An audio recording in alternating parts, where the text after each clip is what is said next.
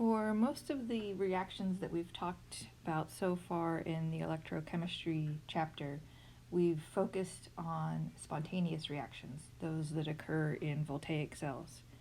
Now we're going to look at electrolysis.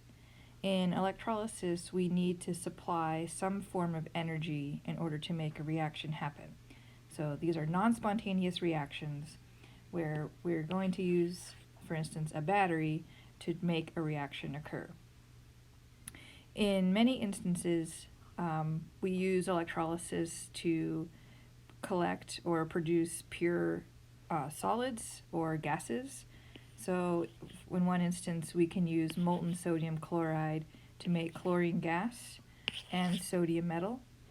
And so, for instance, in this drawing, we have molten sodium chloride in a container. We have an anode and a cathode. Those don't react, but the reactions occur at the anode and the cathode. At the anode, two chloride react to form chlorine gas and 2 electrons. And then at the cathode, we have sodium ion being reduced to produce sodium. And so these methods allow us to obtain pure sodium or pure chlorine gas.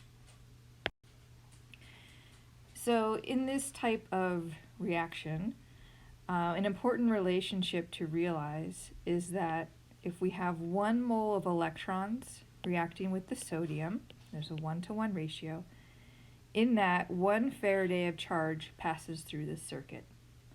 And so another way of writing this is that for every 1 mole of electrons, we have 96,485 coulombs, which is a Faraday. So we're going to use this relationship in some dimensional analysis problems that we're going to have to use to solve electrolysis type questions.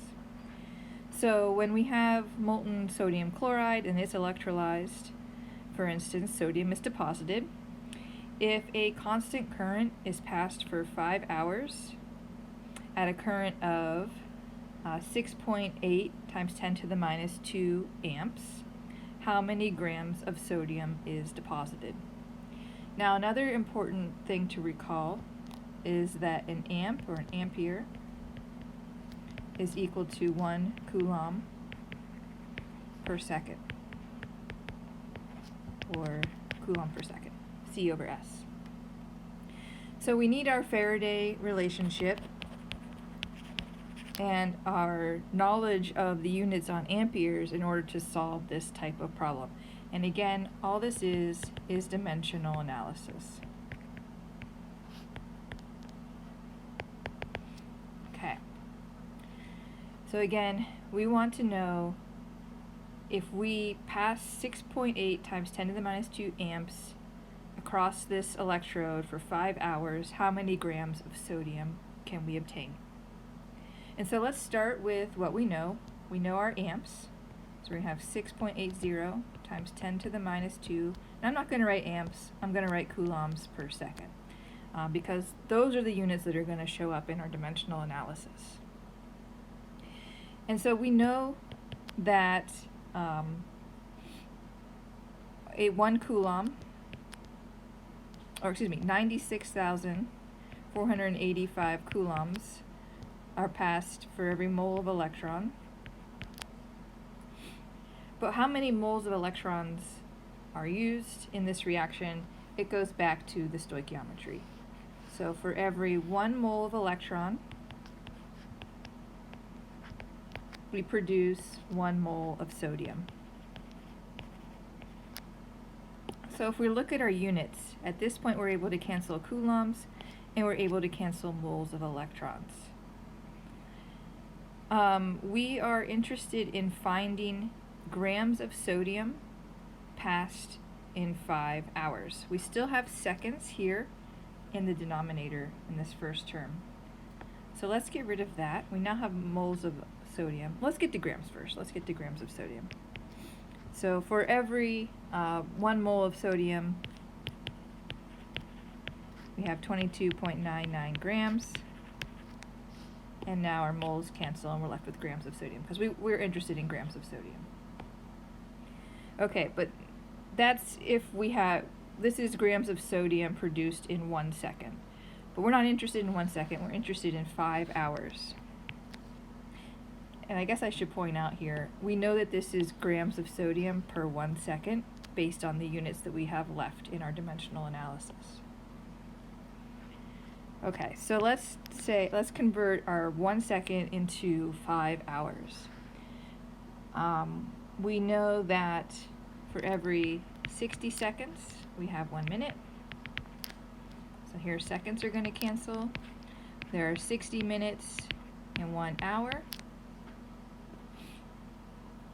And so that will give us, let's cancel some more things.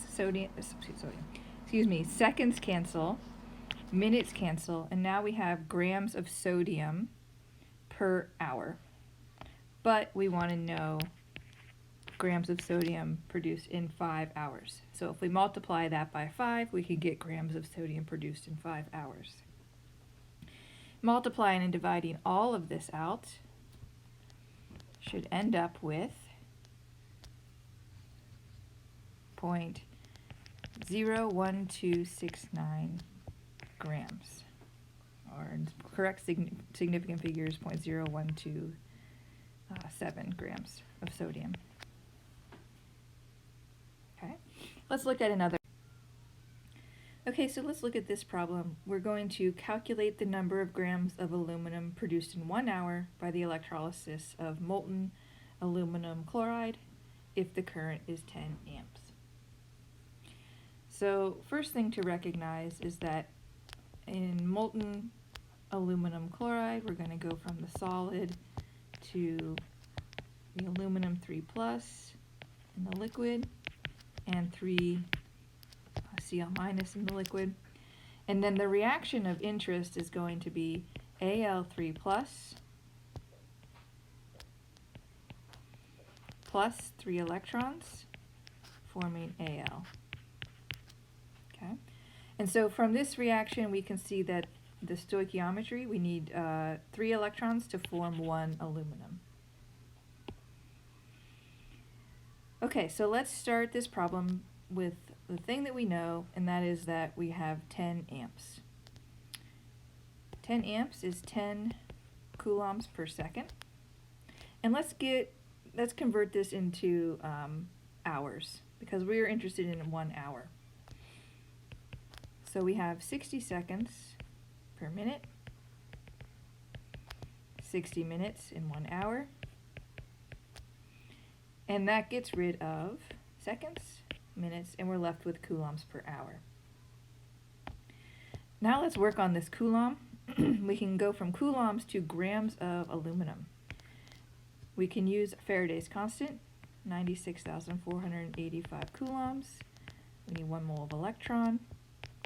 And now, based on the stoichiometry of a reaction, we're going to have 1 mole of electron to form, 3 moles of electrons to form 1 mole of aluminum. Now looking at our units, coulombs cancel, moles of electrons cancel. We're left with moles of aluminum, but we want grams of aluminum. So we can use the molar mass. We have 1 mole of aluminum and 27.0 grams. So now moles of aluminum cancel, and we end up, if we calculate this, we get 3.36 grams of aluminum produced per hour. And we are going to run this for 1 hour, and so we'll end up with 3.36 grams of aluminum produced. Let's do one more problem. This one is now, instead of finding a mass or mole of substance produced, we're going to find out how many amps we need to use to plate out a certain amount of chromium. So, we have We want to plate out 0.25 moles of chromium from a chromium 3+ solution in 8 hours. Let's first look at the reaction that's going to be involved. We're going to have chromium 3+ plus 3 electrons forms chromium. And again, let's start with what we know. Let's start with our 0.25 moles of chromium.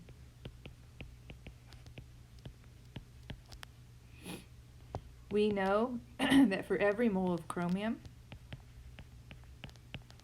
we need to react with 3 moles of electron. That's from our stoichiometry of the reaction. And of course, using Faraday's constant, for every mole of electron, we're going to have 96,485 coulombs. Now, I'm going to pause here. It's something I should have done before, which was figure out what we're looking for. And we want to find amps. We want to find coulombs per second. So that's our goal. Okay. Right now, based on our units, we've canceled moles of chromium, moles of electrons, and we're left with coulombs. So let's leave this here. We can calculate this. We get 72,363 coulombs. Now we want coulombs per second. We know we want to run this for a period of 8 hours. So let's find the number of seconds in 8 hours. So we're going to have 8. We know there's 60 minutes in 1 hour. There's 60 seconds in 1 minute. So checking our units, hours cancel, minutes cancel, we're left with seconds. Multiplying all of this out, we get 28,800 seconds. And now in order to find coulombs per second, we simply divide our coulombs by our seconds. 72,363 coulombs divided by 28,800 seconds. And we'll end up with 2.51 coulombs per second, or 2.51 amps.